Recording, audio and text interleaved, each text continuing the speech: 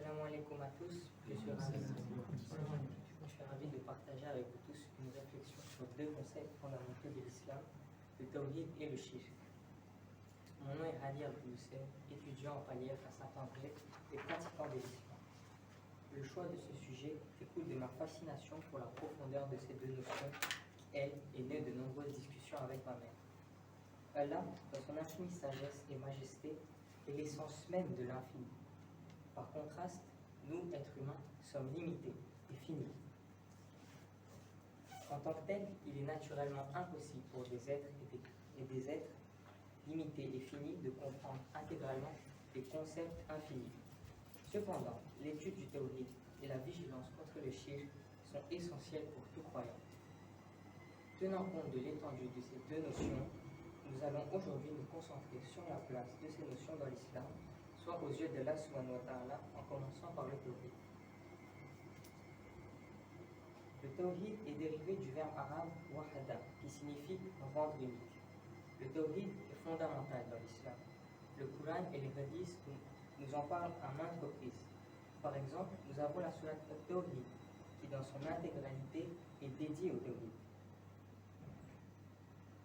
Adhérer au tawhid, c'est reconnaître que chaque élément de l'existence, de la graine à la galaxie, reflète l'unicité de Dieu, illustrant une existence unifiée et harmonieuse.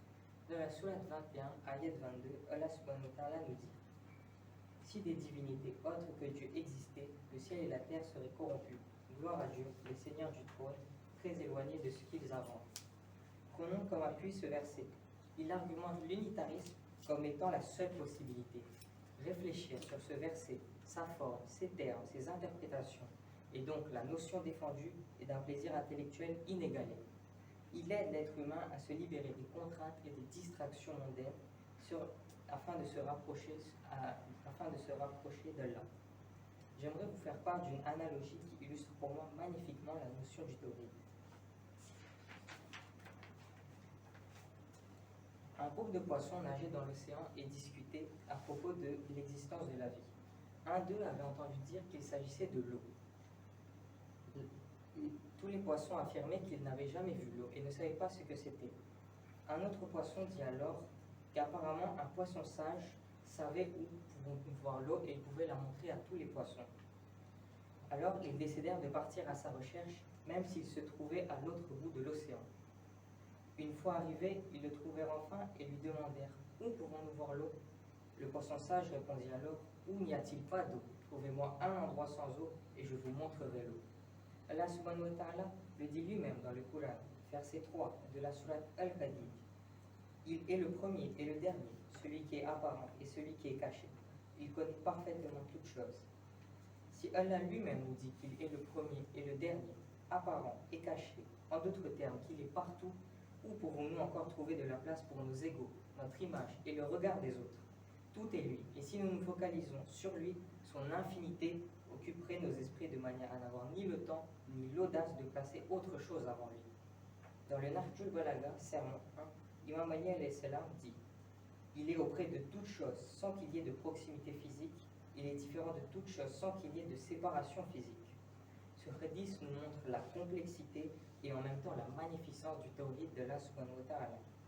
Pour récapituler, le tawhid est la clé de la libération spirituelle, permettant aux croyants de se détacher des insécurités, des distractions et dépendances mondaines, pour orienter leur destin vers le progrès et la satisfaction d'Allah, en reconnaissant l'unicité d'Allah dans son essence, ses attributs, ses actions et son adoration.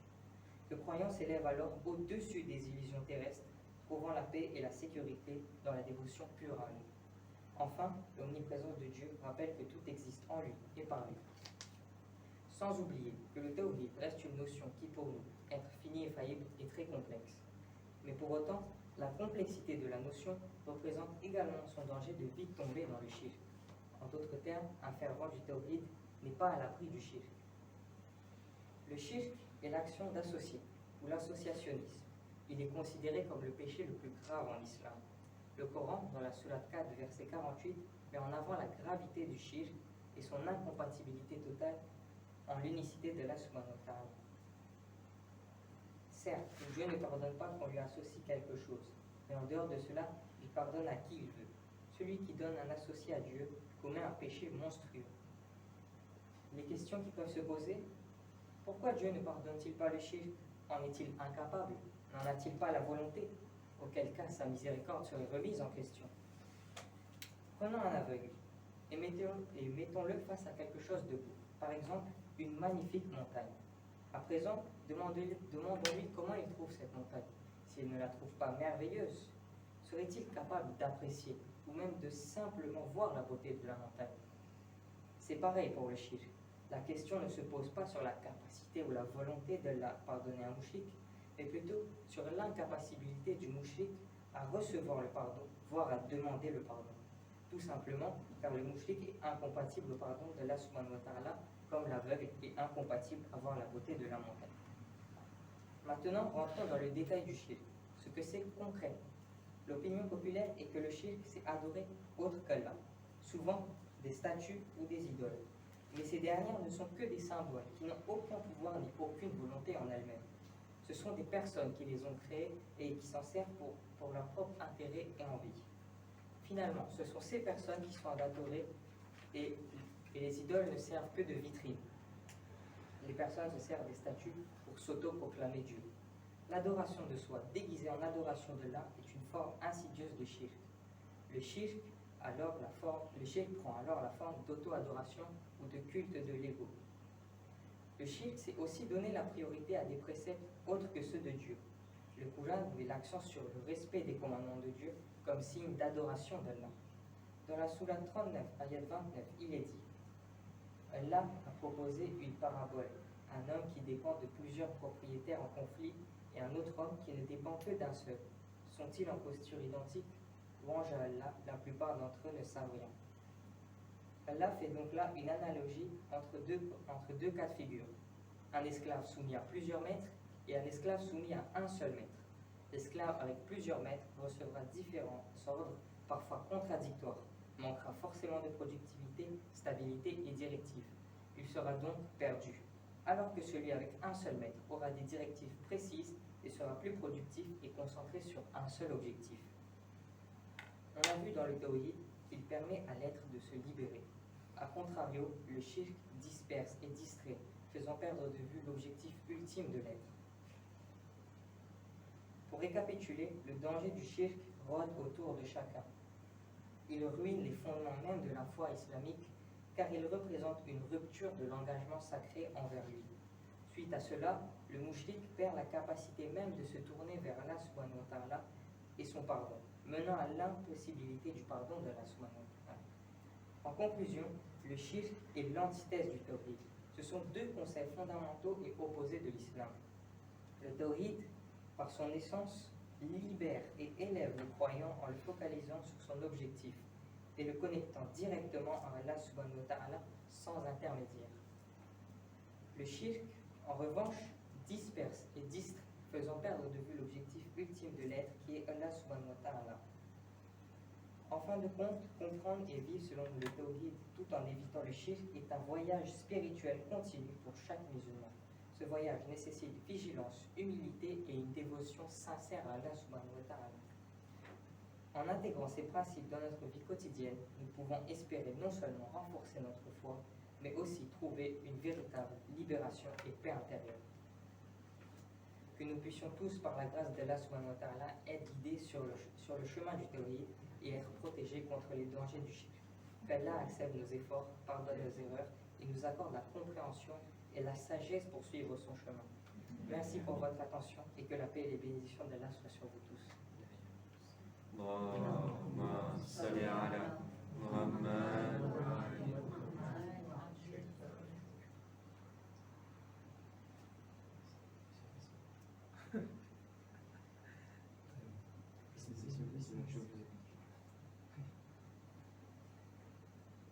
Tout d'abord, bravo. C'est formidable. Moi, j'étais ébahi par la richesse du vocabulaire. C'est un discours soutenu d'un haut niveau intellectuel. Et l'antinomie entre tawhid et shirk a été bien mise en évidence de manière magistrale que j'ai du mal à reconnaître chez un jeune, peut-on Tu as quel âge déjà? J'ai 15 ans. 15 ans. C'est ton premier exposé. Tu l'as fait déjà en classe à Oui, l'école? j'en ai fait pas mal déjà. Parce que j'ai constaté une certaine maîtrise de ta prestation. Donc c'est formidable. Mais est-ce que tu l'as fait, cet exposé, devant notre communauté, devant notre Jamaat? Non, je n'ai pas fait. Jamais, c'est la première fois. C'est la première fois. Eh bien voilà. Donc par ailleurs, le discours était structuré. J'ai apprécié l'utilisation d'images pour bien faire comprendre la théorie.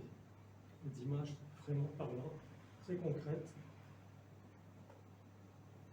En définitive, je reste très satisfait. Voilà. Merci. Rien à dire. Rien à dire. Moi, je vais rajouter, donc professeur Nazim, un petit peu résumer la pensée de notre jury en tout cas.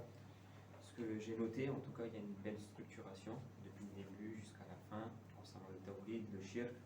Et effectivement, c'est une présentation qui devrait se faire devant pas mal de jeunes où on comprendrait, parce que finalement, comment comprendre le tawhid, c'est en comprenant le shirk. Et là, clairement, on comprend ce que c'est le shirk. C'est plus facile à comprendre l'unicité d'Allah subhanahu wa ta'ala. Donc finalement, tu nous as montré c'était quoi le tawhid et tu nous as fait comprendre par le shirk. Donc, très belle structuration. Le petit plus, pas mal de versets, questionnement, explication, il y a une introduction, une conclusion. Donc finalement, tout est bien comme il faut. Bravo, en tout cas, et félicitations. Je rajouterais que j'ai constaté que tu étais très posé. Et j'ai bien apprécié ce courage que tu as devant nous. Merci beaucoup. Voilà. Même si ta main tremblait un peu, c'est pas grave. Ne rajoute pas. Non, non, mais Moi, je vais pas remarqué. moi je vais remarquer. Mais c'est des trucs.